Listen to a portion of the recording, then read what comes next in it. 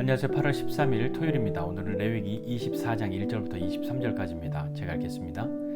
여호와께서 모세에게 말씀하여 이르시되 이스라엘 자손에게 명령하여 불을 켜기 위하여 감람을 찧어낸 순결한 기름을 4개로 가져오게 하여 계속해서 등잔불을 켜들지며 아론은 회막안 증거계 휘장 밖에서 저녁부터 아침까지 여호와 앞에 항상 등잔불을 정리할지니 이는 너희 대대로 지킬 영원한 규례라. 그는 여호와 앞에서 순결한 등잔대 위에 등잔대를 항상 정리할지니라. 너는 고운 가루를 가져다가 떡 12개를 굽되 각 덩이를 10분의 2 에바로 하여 여호와 앞 순결한 상 위에 2줄로 한 줄에 6씩 진설하고 너는 또 정결한 유향을 그 각 줄 위에 두어 기념물로 여호와께 화제를 삼을 것이며 안식일마다 이 떡을 여호와 앞에 항상 진설할지니 이는 이스라엘 자손을 위한 것이요 영원한 언약이니라. 이 떡은 아론과 그의 자손에게 돌리고 그들은 그것을 거룩한 곳에서 먹을지니 이는 여호와의 화제 중 그에게 돌리는 것으로서 지극히 거룩함이니라. 이는 영원한 규례니라. 이스라엘 자손 중에 그의 어머니가 이스라엘 여인이요 그의 아버지는 애굽 사람인 어떤 사람이 나가서 한 이스라엘 사람과 진영 중에서 싸우다가 그 이스라엘 여인의 아들이 여호와 이름을 모독하며 저주함으로 무리가 끌고 모세에게로 가니라. 그의 어머니의 이름은 슬로미시요 단지파 디브리의 딸이었더라. 그들이 그를 가두고 여호와의 명령을 기다리더니 여호와께서 모세에게 말씀하여 이르시되 그 저주한 사람을 진영 밖으로 끌어내어 그것을 들은 모든 사람이 그들의 손을 그의 머리에 얹게 하고 온 회중이 돌로 그를 칠지니라. 너는 이스라엘 자손에게 말하여 이르라. 누구든지 그의 하나님을 저주하면 죄를 담당할 것이요 여호와의 이름을 모독하면 그를 반드시 죽일지니 온 회중이 돌로 그를 칠 것이니라. 거류민이든지 본토인이든지 여호와 이름을 모독하면 그를 죽일지니라. 사람을 쳐 죽인 자는 반드시 죽일 것이요 짐승을 쳐 죽인 자는 짐승으로 짐승을 갚을 것이며 사람이 만일 그의 이웃에게 상해를 입혔으면 그가 행한 대로 그에게 행할 것이니 상처에는 상처로 눈에는 눈으로 이에는 이로 갚을지라. 남에게 상해를 입힌 그대로 그에게 그렇게 할 것이며 짐승을 죽인 자는 그것을 물어줄 것이요 사람을 죽인 자는 죽일지니 거류민에게든지 본토인에게든지 그 법을 동일하게 할 것은 나는 너희의 하나님 여호와이니라. 모세가 이스라엘 자손에게 말하니 그들이 그 저주한 자를 진영 밖으로 끌어내어 돌로 쳤더라. 이스라엘 자손이 여호와께서 모세에게 명령하신 대로 행하였더라. 아멘. 오늘 읽은 레위기 24장 말씀을 보니까요, 등잔대와 진설병을 잘 정리하고 항상 그것을 켜두고 정리할 것에 대해서 말씀하고, 또 하나님의 이름을 모독하고 저주한 그 사람이 돌로 죽임당한 것과, 그리고 우리가 잘 알고 있는 상처에는 상처로 눈에는 눈으로 이에는 이로 그렇게 갚으라 하는 그 말씀, 이 오늘 읽은 말씀의 큰 내용들인 것 같습니다. 먼저 살펴보면 등잔대와 진설병 부분을 한번 좀 살펴보면요, 불을 켜기 위해서 준비해야 할 것이 있었어요. 불을 켜기 위해서는 무엇이 필요했냐면 기름이 필요했죠. 그러니까 불을 켜기 위해서 감람을 찧어낸 순결한 기름을 가져오게 하고 그것을 모세에게 갖다 주고, 그러면 그 등잔불을 켜두는데 아론이 그 등잔불을 항상 정리하여라 이렇게 말씀합니다. 그리고 진설병, 그 떡 12덩어리, 이스라엘 지파 12지파를 상징한 그것을 잘 만들어서 그것도 그 거룩한 상 위에, 순결한 상 위에 2줄로 6개씩 잘 정리해두고 그렇게 하여야 한다라고 말씀하고 있습니다. 정리하는 것, 하나님이 정리 안 하면 보기가 싫어서인 것이 아니라 그것은 어떻게 보면 사람의 마음에 어떤 것들이 드러나고 있는 것이라고 볼 수 있지 않을까요? 우리도 자기가 사랑하는 사람, 좋아하는 사람에게는 마음을 다하고 최선을 다해서 무엇이든지 가장 좋은 것을 해주고 싶은 마음이 있죠. 그러니까 기름도 순결한 기름을 준비하고 제사장도 항상 그것을 마음을 다해서 잘 정리해두고 하는 것이 하나님을 섬기는 어떤 모습으로 드러났단 말입니다. 하나님을 생각하고 하나님을 사랑하는 그런 모습으로 드러났던 그런 것이라고 본다면, 이 말씀 보면서 하나님, 저도 제 삶이 좀 정리되는 사람이면 좋겠습니다 하는 마음이 좀 들었습니다. 지저분한 것 정리하는 것뿐만 아니라 하나님 안에서 무엇인가 좀 잘 정리되어지는 그런 것이 우리에게 필요하지 않겠습니까?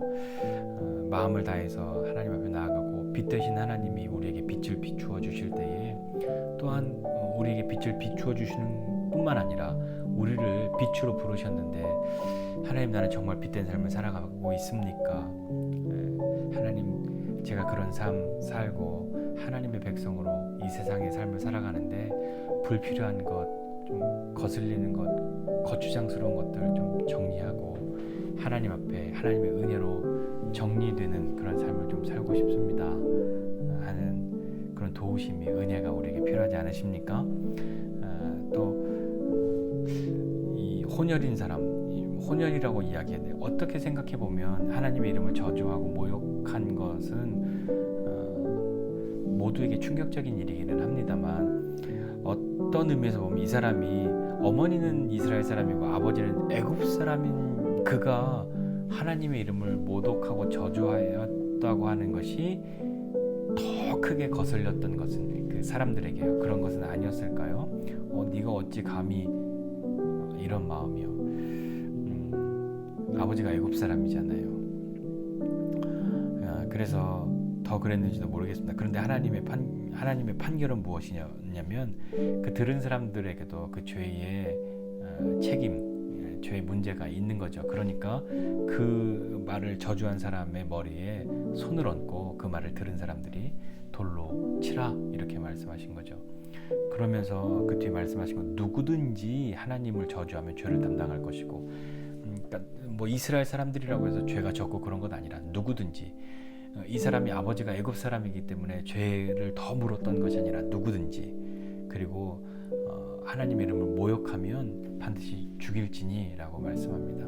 온 회중이 돌로 그를 칠 것이다 말씀하고 계신 거죠. 돌로 치는 것은 그냥 기분에 따라서 치는 것이 아니라 재판의 결과로 돌로 쳤던 겁니다.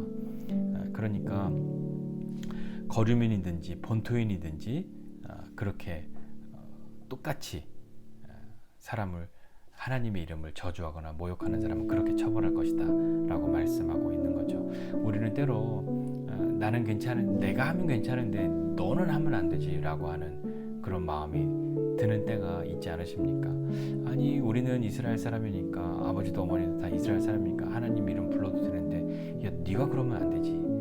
우리는 가끔 농담으로라도 하나님 서운해요 이렇게 말할 수 있지만, 야, 너는 그러면 안 되지 라고 하는 마음 같은 그런 것들이, 그런 류의 것들이 우리에게는 혹 없는가 한번 좀 생각해 보고요.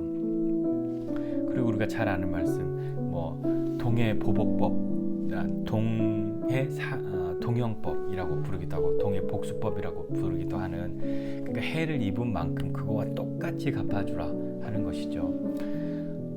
근데 너가 받은 대로 그렇게 갚아줘 라고 하면, 너 한 대 맞았으면 가서 한 대 때리고, 너 손가락 다쳤으면 가서 너도 손가락 다치게 해. 아니, 그게 무슨 하나님의 백성들에게 가르쳐 줄 것은 아니죠 라고 생각할 수도 있는데요. 당시에 다른 사람들의 법들은 무엇이었냐면, 야, 누가 너 한 대 때렸어? 가서 2대 때려, 3대 때려, 더 많이 해. 누가 너 손가락을 이렇게 부러뜨렸어? 너는 2개 부러뜨려. 그것이 사실 사람들의 본질적인 어떤 그런 감정적인 분노의 표출은 그렇게 되지 않습니까? 어떻게 한 대 맞았다고 한 대만 때려줍니까? 더 때려주고 싶고, 때리다 보면 또 화가 나서 또 때리고 싶고, 더 심하게 갚아주고, 더 많이 되돌려주고 싶은 것이, 더 많이 보복하고 복수하고 싶은 것이 사람의 마음이지 않겠습니까? 그런데 하나님은 받은 만큼이라고 한계를 정해 주셨습니다. 그렇다고 개인적으로 그렇게 가서 보복하라는 것은 아니에요. 그 한계 안에서 법으로라도 판결을 내리고 그만큼만이라고 한계를 정해주신 거죠. 그러니까 당시에 눈에는 눈, 이에는 이로 갚아라 하는 것은 굉장히 파격적이고 충격적인 자비의 법이었을 수도 있단 말입니다. 더 많이 해야 하는데 그만큼만 하라고 말씀하신 건 굉장한 자비의 법이었던 거죠. 그런데 더 나아가서 예수님 뭐라고 말씀하셨냐면요, 누가 너 오른뺨을 치더냐 그러면 왼뺨도 돌려대고, 억지로 오리를 가라고 하면 심리도 가지고, 겉옷을 달라고 하면 속옷까지 내어주라. 그것은 정말 충격적인 더 큰 자비, 그 은혜의 법을 말씀하고 있는 거죠. 그렇다고 예수님이 뭐 하나님보다 더 자비가 많으시고 더 은혜가 많으시는 분이다 라는 차원의 것이 아니라요, 우리가 정말 하나님을 믿는 백성으로서 이 구약시대의 사람들은 받은 만큼만 해도 큰 자비였는데, 예수님은 거기서 더 나아가서 남이 너에게 이렇게 하면 이렇게까지 할 수 있는 사람으로 우리를 부르셨단 말입니다. 근데 우리 본질상으로는 그거 하기가 쉽지 않지 않습니까? 그러니 우리가 그런 삶을 살 수 있다고 한다면 얼마만큼 예수님께 매여 있는, 붙들려 있는 사람이 아니고서는 우리 스스로가 그것을 선택하기란 어렵지 않지 않을까요? 그러니까 그런 자비의 법을 우리도 받았으니 그런 사람 될 수 있도록 하나님의 은혜를 구하고 도우심을 구하면서 그런 삶을 살아가야 하지 않겠습니까? 자, 오늘 말씀 보면서 함께 기도하고 싶은 것이 있는데요. 뭐냐면 빛이신 하나님, 그 하나님 앞에 우리는 좀 삶이 정리되었으면 좋겠습니다. 아론이 잘 정리하여야 한다라고 명령하셨던 것처럼 우리도 그 하나님의 빛의 비춤을 받고 빛으로 부름받아 하나님 안에서 믿음으로 무엇인가 잘 정리되는 그런 사람이, 내 삶의 빛이 되신 그 주님이 오심으로 그렇게 정리되는 사람이 되고 싶습니다.